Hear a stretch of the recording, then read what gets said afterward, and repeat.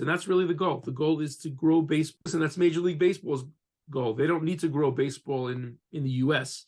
Perhaps they need to tweak things like they always do, but the U.S. is the home of baseball. They want to grow baseball all over the rest of the world. The Beatwriter llega a ustedes gracias a AGAPE, Smart Money. Envía y recibe dinero desde y hacia cualquier parte de Latinoamérica en tiempo récord. ABACUS Traducciones. Trasciende culturas y amplía la audiencia de tu canal de YouTube o podcast a otros idiomas. The Future's Design. Contrata cualquiera de nuestros paquetes de diseño gráfico para tu proyecto audiovisual.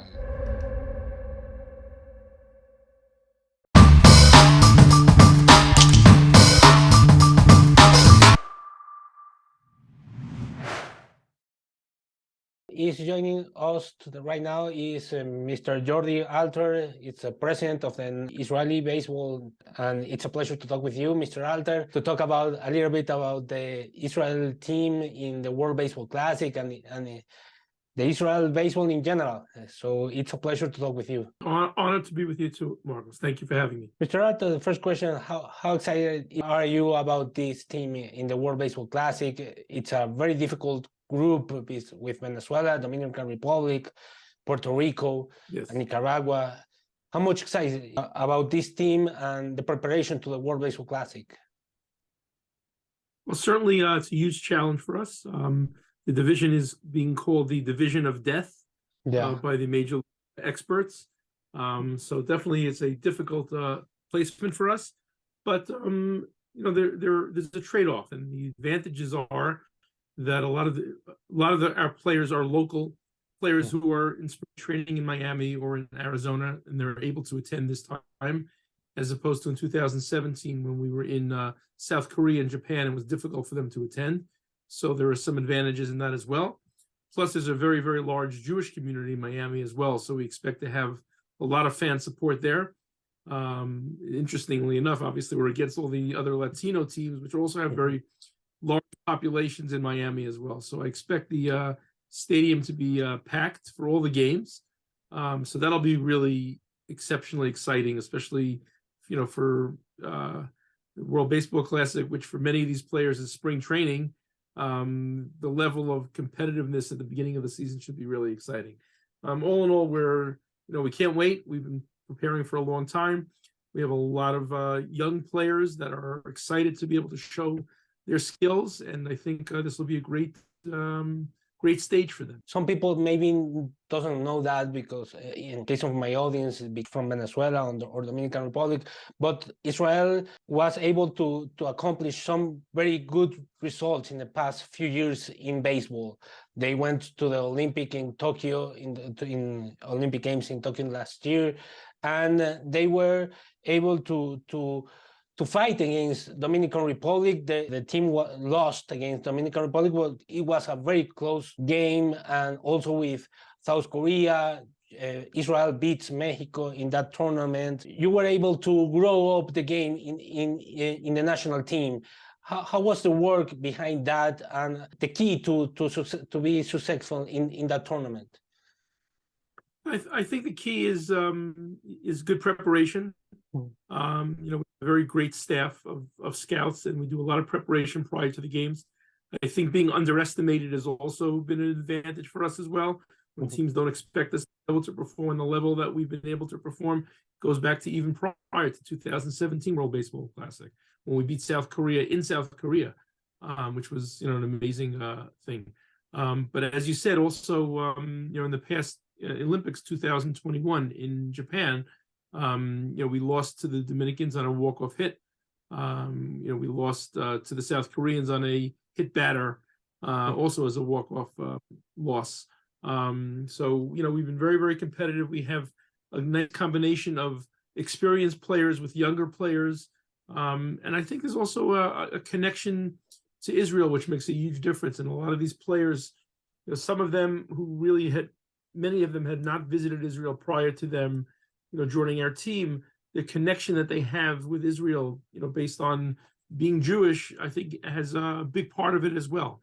And I think I've seen that in the Dominican players as well. The Dominicans, when they play, they have a tremendous sense of country, tremendous sense of loyalty to their country. And I'm sure I'll see it in the Venezuelans as well next month in Miami. So I'm very, it's very. I think that's a very, very, very, very big part of it. How much important is the work of Ian Kinsler and Mr. Brad Ausmus? Brad Ausmus was a manager in 2017, and he right now, I think he will be the bench coach, if I'm right. Correct. He was actually the manager in 2012, not in 2017. Sorry. A huge part of it. The managers have a huge part of it. It's not like a Major League Baseball team where the team is placed to them and the managers have to manage the players. No, they have input on the players that made the roster.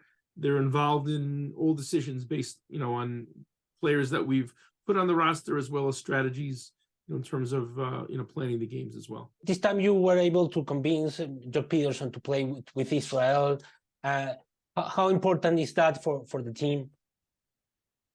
I think Jock was an example of why playing in Miami is important for us, because in 2017 he did not join the team because we were in Asia, and he did not want to make that commitment. These players are getting ready for their major league seasons, and for them to take out a week or two is a big enough request, and ask them to travel halfway around the world, it makes it even more challenging. So he was a good example of somebody that was anxious to play for us, and once we got the draw in Miami, he was happy to join us. He's a huge part of the team. He's the kind of guy that's able to attract other players to join as well.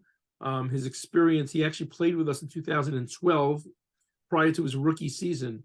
Many people probably won't remember that. So prior to him becoming a big major league player, major league star, he played for us. And I think he's been looking forward to joining us again. And I think, this will be a great opportunity for him to reconnect with our team and to be a team leader. A lot of people ask me this. I know the answer, but I want you to explain this. How are the rules for players in the United States to play for Israel? They need to be a resident in Israel. How is the work behind that? So the World Baseball Classic rules say that a player, in order to play for a team, has to be able to obtain citizenship in the country that they're playing for. Doesn't mean that they have to be a citizen, that they have to be able to acquire citizenship. So in Israel, what that means is one of the players either have to be married to their spouse has to be Jewish, or more commonly, one of their 4 grandparents has to be Jewish. Because in order to obtain citizenship in Israel, if one of your grandparents is Jewish, you can apply for citizenship. If your spouse is Jewish, you can apply for citizenship. So those are the requirements of the World Baseball Classic. Unlike the Olympics, by the way, where the players have to be citizens in order to play for the Olympics, or in the European leagues where we're members of as well. Players all must be citizens of the country that they're playing for, which in our case in the Olympics meant that a lot of players who had not been Israeli citizens had to obtain Israeli citizenship, which was a huge sacrifice on their part. It was a big undertaking in order to, big commitment in order to get Israeli citizenship in order to be able to play baseball in the Olympics. How hard is the work behind that, Mr. Alter, to investigate players that are able to play for Israel? I know a lot of Jewish people are related to baseball in the United States, starting for Commissioner Rob Manfred, former Commissioner Bob Selleck, both are Jewish. How hard is to investigate the background of the players and all the work that you made behind the scenes? It takes a lot of work, a lot of effort. Some of these players know that they're Jewish just from anecdotal stories. They may not have a connection to their Jewishness, in which case we have to obtain some sort of documentation to show that they're Jewish, and whether it's a certificate from a synagogue showing that they or their parent may have had a bar mitzvah, or to prove that a grandparent who may have passed on is buried in a Jewish cemetery. Those are some of the proofs that we have to get. Sometimes it requires documentation from a local rabbi. And then once that documentation is acquired, we have to submit it to Major League Baseball, and they have to approve it. So something that we've become very experienced in over the years. That work is usually done by Peter Kurtz, who's our general manager, who has a lot of experience in this. And we've had stories where we've actually gone to cemeteries, taken pictures of headstones to prove that the person related to the player is buried in a Jewish cemetery, which of course is an accepted proof. So yeah, it does require a lot of effort. That was the case about Dylan Cease, the White Sox pitcher. I read the article that went viral these days. Yes. I didn't know that Dylan Cease had a Jewish background. How near was Dylan Cease to be a part of the team? Listen, we had the ability to prove his Jewishness. We never got approval from MLB because at the end of the day, he decided not to play in the WBC this year, not just for us, not the U.S. team either. He's been the runner-up Cy Young Award winner in the AL for the last 2 years, so certainly any team would have been happy to have him. But it's a big challenge for a lot of these players. A lot of these players are entering their part of their career where they're about to get signed big contracts. They want to make sure that they stay healthy. They want to make sure that they're focusing on what they need to do to get ready for the season. And it's a big ask for them to step away from spring training. So players like Dylan Cease, Max Fried, players that would have been eligible to play for us would have obviously had a huge impact, decided not to do so. In the case of Alex Bregman? Similar situation. Okay. Question. I think Bregman in general, always identified himself as a USA player. I suspect he probably was hoping to, get onto the U.S. team, which may not have been forthcoming this year. I'm not sure. I don't know. We certainly have been in contact with him, but he also decided that, it wasn't in his best interest. A lot of these guys also have nagging injuries and they're looking, to get themselves into proper season shape. So, we hope guys like this, guys like Bregman, Fried, Cease will be available to us in the future in the next WBC in 2026. We talk about the players that didn't be able to play for Israel, but let's talk about the players that are in the team, Dean Kremer, Jock Peterson, and that a lot of players that are making are minor league players and major league players. How excited are you about this team, and what are your expectations to be in this group that we talked about before with Dominican Republic, Venezuela, and Nicaragua and Puerto Rico? It's a very difficult team, and Israel is part of that. Yes. We have high expectations, to be honest with you. We have a lot of veteran players, players like you said, like Jock Peterson, Garrett Stubbs, Ryan Lavarnway, Ty Kelly, all guys with major league experience, Danny Valencia, but we also have a lot of young, exciting players. Players like Dean Kremer, Matt Mervis, who will probably become a household name this year on the Cubs, Zach Geloff for the A's. So we have a nice mix of older veterans and younger players, and I think that's a good recipe for victory. It's a good recipe for a team, for the younger players to get guidance from the older players, but also the younger players are hungry and want to show what they're made of, and we feel that this is an exciting opportunity for us. What are the plans from now on for the team when the team will be everyone together in Miami? Right. So all the players now are joining their major league clubs, ones that are affiliated with major league clubs. Yeah. Spring training is starting pretty much this week for many of them, maybe next week. We will be going down to Florida on the second week of March, as are all the other teams in our division. We'll be training in Jupiter, which is the home to the Cardinals. The Cardinals and Marlins spring training facility. So we'll be there for a few days. We'll have a couple of days of practice, get everybody together. We have 2 exhibition games scheduled, one against the Marlins in Jupiter and one against the Nationals in West Palm Beach. and then we report to Miami on the 10th of March. We have a couple of days of practice there, and our first game is on Sunday, March 12th against Nicaragua. In your opinion, Mr. Alter, how difficult is to prepare for the World Baseball Classic because of the spring training? And do you think that this is the best time of the year to play the tournament, or do you think that MLB needs to make some changes in that matter? Listen, I think it's definitely a difficult time of year. I don't think that there's a better time of year. I don't think there's another option. MLB is not going to stop their season in the middle of the season to play the World Baseball Classic, as that would not make sense. I don't think. You don't want teams that are competing on high levels to lose players, and the players, frankly, will not leave their teams.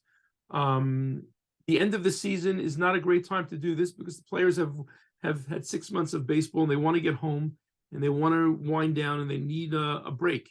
I think there's no other time better in the year to do the World Baseball Classic than spring training.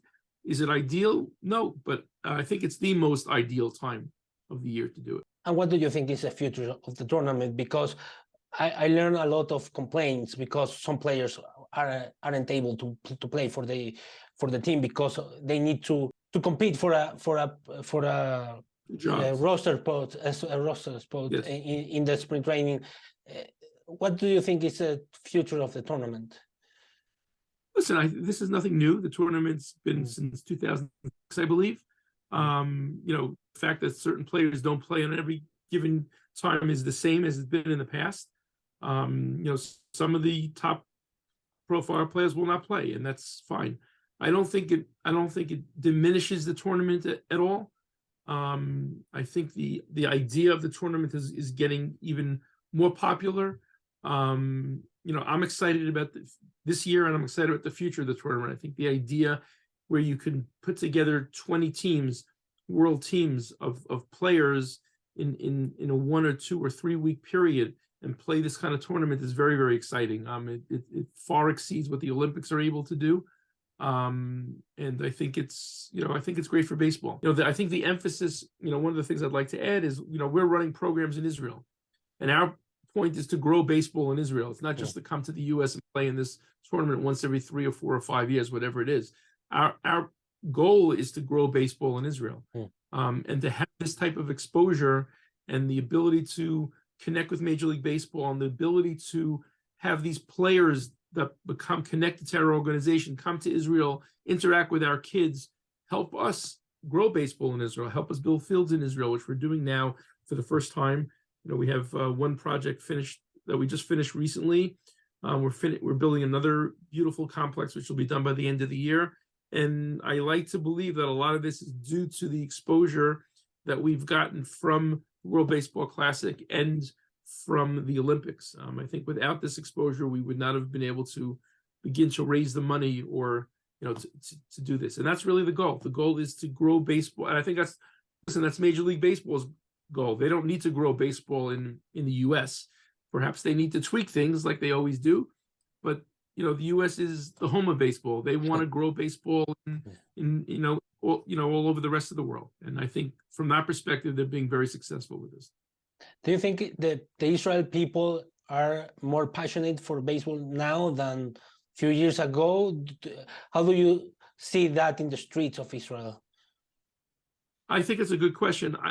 I think to some extent, yes, there is more, maybe I wouldn't say passion, but I think there's more attention and there's more awareness of baseball. And I think that's probably the best thing I can say at this point. Israel's a small country in the Middle East where, soccer and basketball are king. It's easier to play soccer and basketball because it doesn't take much equipment and the fields are there already. And basketball is, again, something that's ingrained in the society there, whereas baseball is very, very difficult. Requires a lot of equipment, large fields, significant investment, and trying to train a country that has really had no exposure to it for many, many years. So it's a slow process. We're definitely making progress. When I started working with the organization about 15 years ago, overwhelming majority of our kids were kids that were had moved from the U.S. And or their parents had. But I would say now more than 50% of our players are actually homegrown players born in Israel. And I think that bodes well for the future of baseball in Israel. I know that a few years ago there were a league of baseball in Israel, and I think it lasts only 1 year, if I'm not wrong. It's possible to see another league of baseball in Israel in the near future? Good question. That was the Israel Baseball League, IBL, which was in 2007, summer of 2007. It was a hastily put together league that, by the way, for that one summer was fantastic. It was well received in the country, but it was very, very poorly organized. There was not adequate fields. There was not adequate preparations made. It was thrown together very, very quickly by people that thought that it would just, manage itself, and it unfortunately failed because of poor management, not because of lack of interest. I do think that there is a possible future for a baseball league in Israel, perhaps even in the wintertime, because the weather, when it's not raining in Israel, is quite nice in the wintertime. And I could see teams from Europe coming to Israel in the winter to practice and perhaps play some tournaments. And that is one of our goals. And now that we're starting to build our own stadiums or complexes, which we did not have in 2007, we had one ballpark that we rented, and another park that we sort of put together, and another park was a softball field. So it just was not really, prepared in a way that it would be successful. But now that we have our own fields, and in 2 years we should have 3 operating fields in Israel, I think the hope of doing that in the future is realistic. I really hope that baseball in Israel keeps growing up, and I am happy to talk with you, Mr. Alter. Thank you for joining me and sharing your thoughts about the World Baseball Classic and baseball in Israel. For me, it was a pleasure for me too. My pleasure as well. Thank you. Thanks for having me.